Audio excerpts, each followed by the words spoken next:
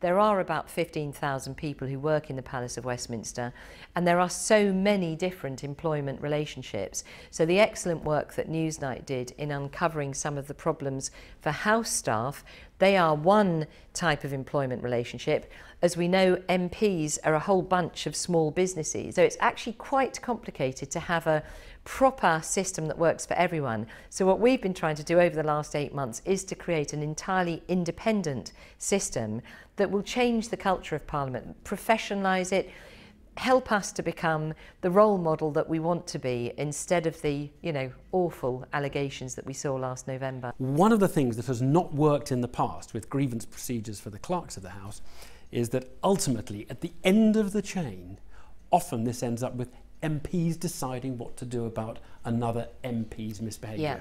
And that does not work, does it? Do you concede? No, I can completely see that. And the key challenge was to make sure that we didn't have that MPs marking their own homework thing going on.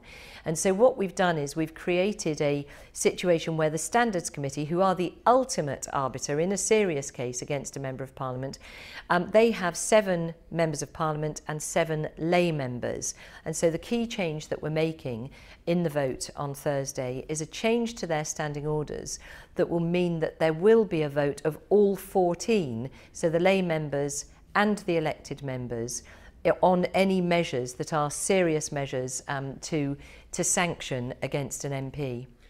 Why cannot the old cases, the historic cases, be taken through this system? Because you're not proposing that people who've been sexually harassed or bullied can then run their allegations, their accusations through this. We will be establishing a separate inquiry into historic allegations, which will be established at the same time on Thursday, so that people can come forward, tell their story, be heard, be signposted to where, if they can, there is the chance of a proper investigation into their particular complaint. And very importantly, to give them some closure. You have MPs in the House at the moment who have multiple allegations, well-supported evidence for those allegations, many people who can testify to their wrongdoing, and who are effectively going to face no sanction whatsoever. That is the problem. No, that's absolutely not the case.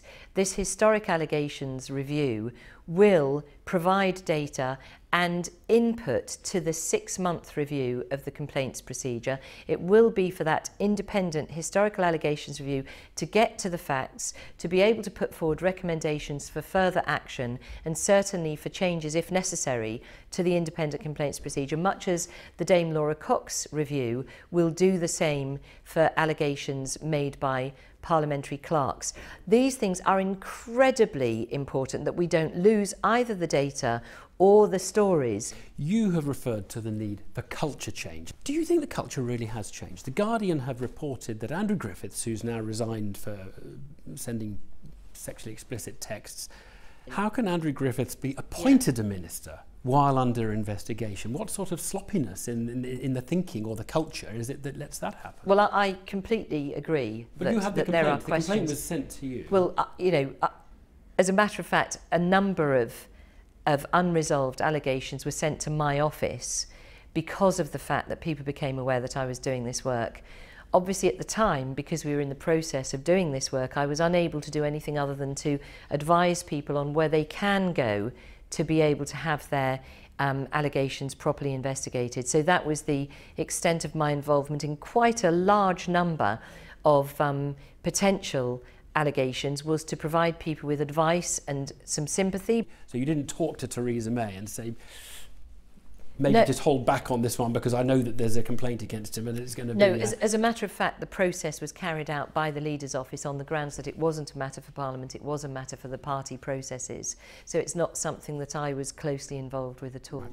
Can we talk about what looks like Brexit paralysis in the House of Commons? The House of Commons is currently at a state in which it cannot make up its mind which Brexit it wants. If MPs were given a sort of a free vote, if they were allowed to say what they really think, Where does the balance of opinion lie in the Commons, do you think? Most people supported the triggering of Article 50. Most people support and uphold the validity of the referendum and the fact that we should leave the EU. It's very difficult beyond that to try and pigeonhole people as to exactly what they mean by Brexit. I think the complexity of this Parliament having no majority means that we do need to win every vote by the force of the argument and not by whipping. So actually, this has been the most extraordinarily collegiate Parliament. I mean, if you just take in terms of where were you yesterday? It was not a collegiate debate. In terms of debate, well, you say that, and people are obviously very vociferous. But what I mean by collegiate is this is a listening Parliament. The government has one important vote tonight on customs union membership. Do you think that means the Commons is not paralysed by division on this issue? Do you think the Commons is truly united now? We need to win each argument on its merits, and clearly people have different views, and it's right that they stand up for their own interpretation. So I'm delighted that we've won this vote, and I think actually as a technical matter, if we hadn't won this vote, it would be a clear message to the EU, you know, don't give them a deal, because then if it gets to January and they haven't got a deal, they'll have to stay in the customs union. So that's no way to go into a negotiation. So I'm really pleased that we've won the vote. It was important that we did. Andrea Leadsom, thank you very much. Thank you.